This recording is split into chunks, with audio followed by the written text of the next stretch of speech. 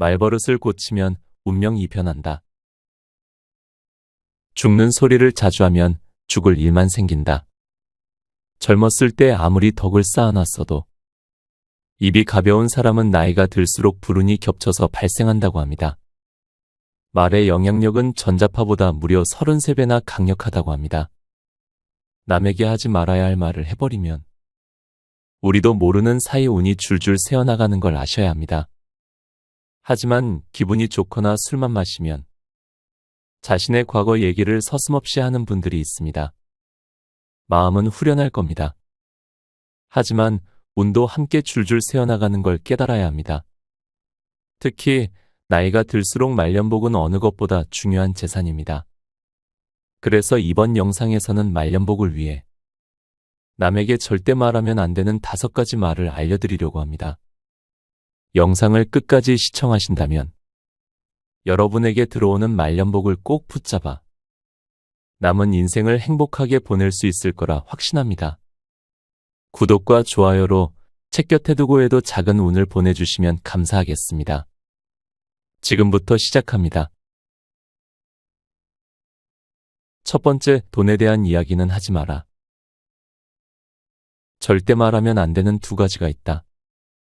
하나는 자식 자랑, 또 하나는 돈 자랑이다. 주변에 입만 열면 자식 자랑, 돈 자랑하는 사람들이 꼭 있다. 그 사람들을 보면 어떤 생각이 드는가? 원래 갖고 있던 정도 떨어져 나간다. 이유는 간단하다. 자랑은 질투를 부를 수밖에 없다.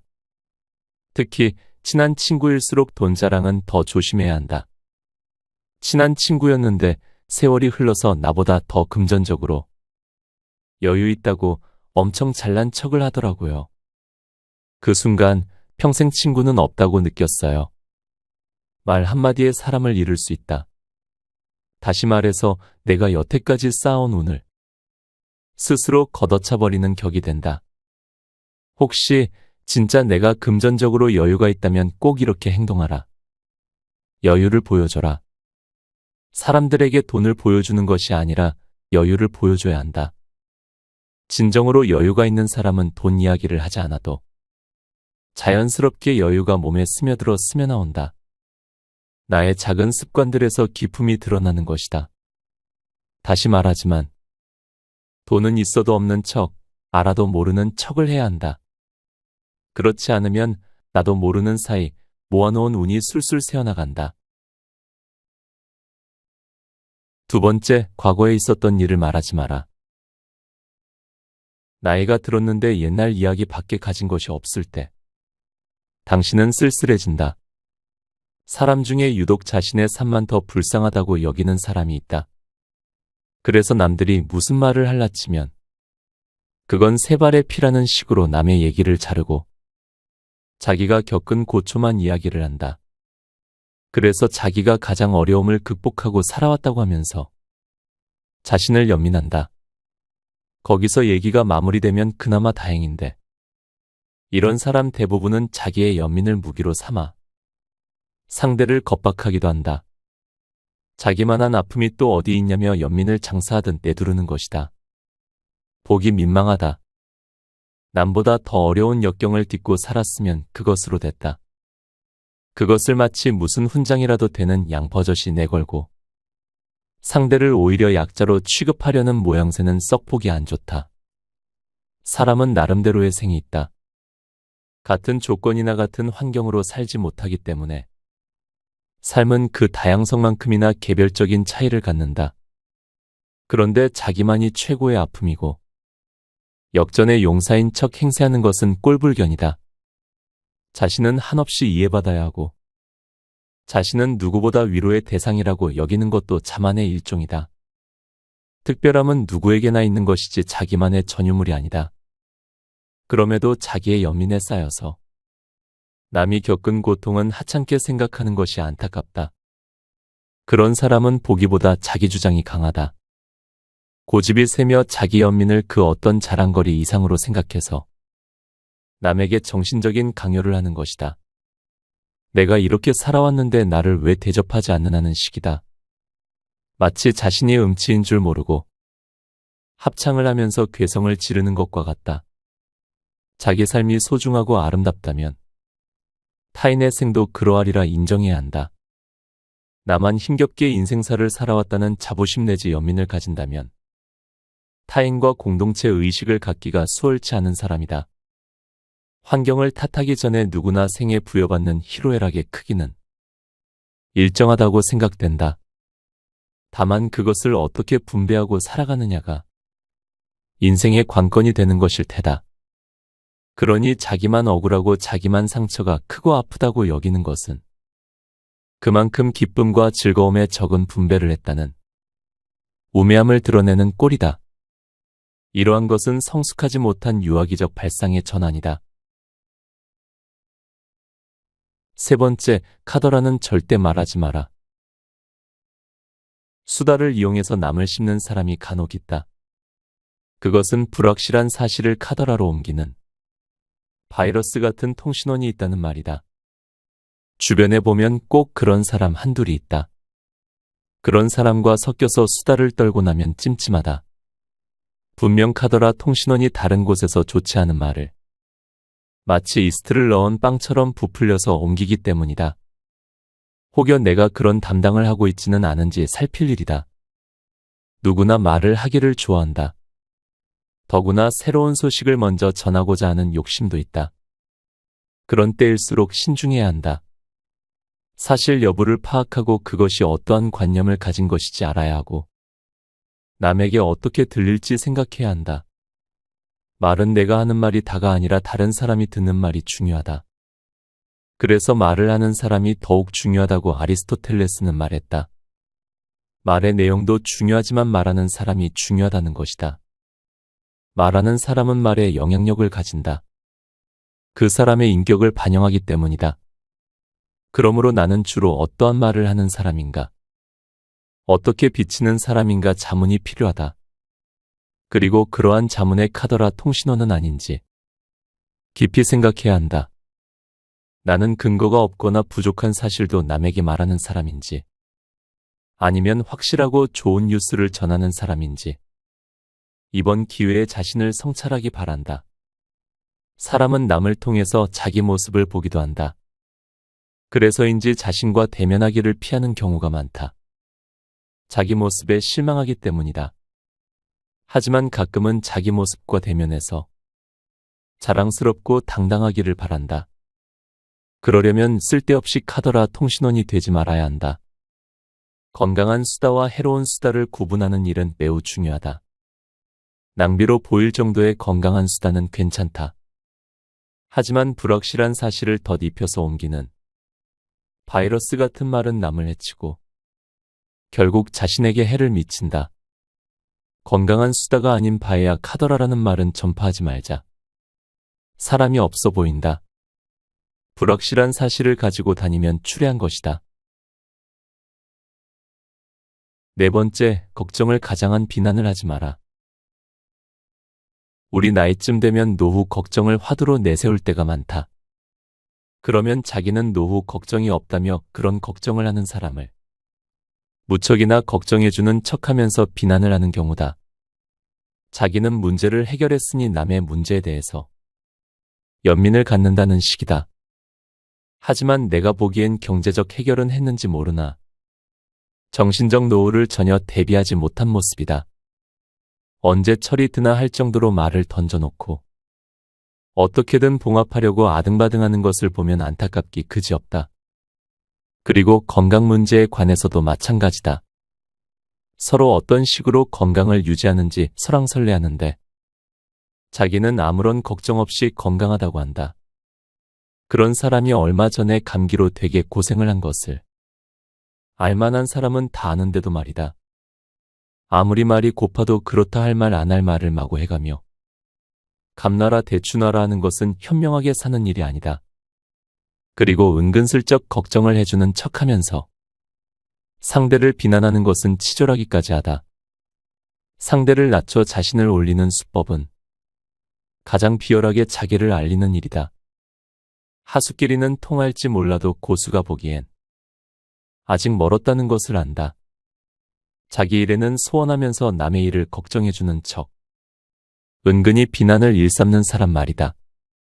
듣기에 따라서는 무척이나 인류애가 느껴지고 잠깐은 좋은 사람 이미지가 있겠지만 오랜 시간 같이 하다 보면 관계의 우호적인 걱정이 아니라 자기 만족을 위해서 상대를 비난하고 있다는 것을 알게 된다.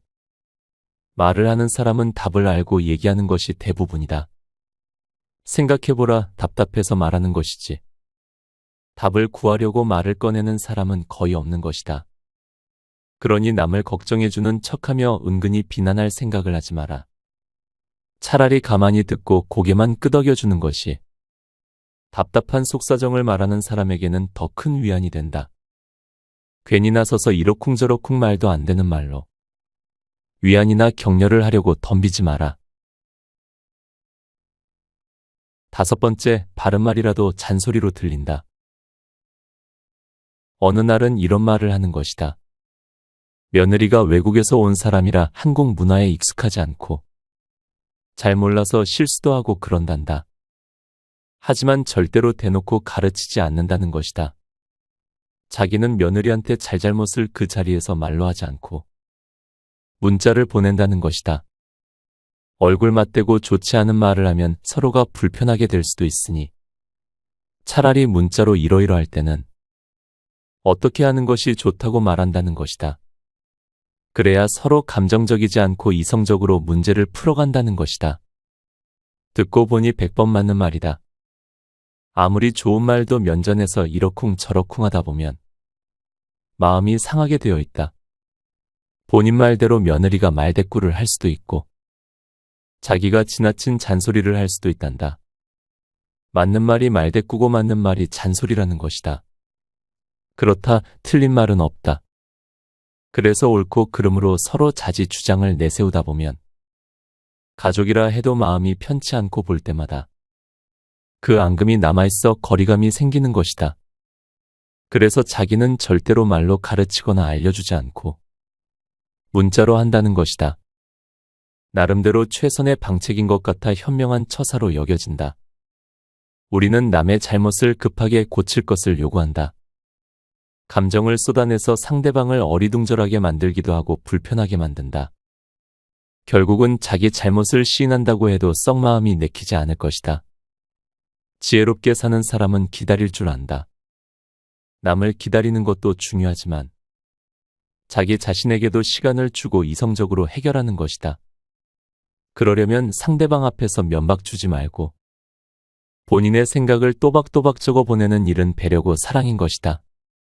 하고 싶은 말을 가래침 뱉듯 툭 하고 던지지 말고 문자판에다 한 글자 한 글자 오타 없이 이해한다고 적어라. 그리고 이렇게 하면 어떻겠느냐고 의향을 묻듯 하면 좋을 것이다. 말 없는 꾸중은 약이 된다. 상대를 다치게 하지도 않고 나를 감정에 휩싸여 힘들게 하지도 않으니 좋은 일이다. 어른스러운 사람은 용서를 잘하는 사람이다. 가끔 하는 말 중에 결과를 번복할 수 없다면 말하지 말아다. 과정에 참여하지 못했거나 할 수 없어서 이른 결론이라면 수용하는 것이 관용이다. 시비를 가려서 화를 내거나 참지 못해 분노하면 관계의 끈이 자칫 끊어질 수 있다. 하긴 화를 잘 내는 사람은 누구도 변명의 여지가 없는 경우에 그 기질이 잘 드러난다. 아무도 이해 제기를 할 수 없는 상황은 화내기에 최적화된 상태이기에 그럴 것이다. 하지만 이럴 때 관용을 베풀면 나잇값을 제대로 하는 것이다. 실수가 되었건 고의가 되었건 결과를 뒤집을 수 없다면 일러 무엇하리요. 다 소용없는 감정의 소모다. 나이 들어 쫀쫀하지 않게 툭툭 털고 다시 시작합시다라고 말하는 모습은 어른스럽다. 그렇지 못하고 일일이 따지고 묻고 하는 것은 좁쌀 영감으로 취급받기에 충분하다. 가령 화가 나는 상황이라면 나는 이런 식으로 화를 풀어낸다는 것을 사전에 매뉴얼로 마련해야 한다. 우선 화가 난 상태에서 벗어난다. 그러니까 화를 내게 되는 장소를 떠난다가 그 첫 번째이고 다음은 잠시만의 혼자인 시간을 갖는다. 그리고 심호흡으로 평정심을 되찾고 나서 그 화의 원인과 조우한다는 식으로 자기만의 화를 대처하는 매뉴얼을 가지고 있어야 한다. 그래서 욱 하는 감정으로 표현되는 그 어떤 후회할 일을 만들지 않는 것이 중요하다. 하지만 사람인지라 살다 보면 화도 내고 실수도 해서 후회도 하게 된다. 그래서 괴롭다. 미처 자신을 돌보지 않아 저지른 실수 앞에서 초라해지는 것이다. 그러니 나의 실수처럼 남도 그럴 것이라 여겨서 용서하고 화해를 하는 것이 바람직하다. 나는 그래도 실수를 덜하고 살았는데 남이 그러는 것은 추워도 용서할 수 없다고. 자신을 깐깐하게 만들지 말고 용서하라. 그리고 멋지게 화해하라. 3. 최고의 기술은 용서와 화해 아니겠는가? 자기 삶 앞에 떳떳한 사람이 얼마나 되겠는가? 과거로 돌아간다면 이때쯤에서 이런 선택을 할 것이다. 라는 미련이 왜 없겠는가? 그러다 보니 사는 게 허물이고 허점투성이다. 그래서 우리는 서로 용서하고 화해해야 한다. 내가 먼저 내미는 손이 멋진 것이다. 혹여 남이 손을 내밀면 두 눈 꾹 감고 잡아라. 그리고 나도 미안했다고 머리 숙여 말하라.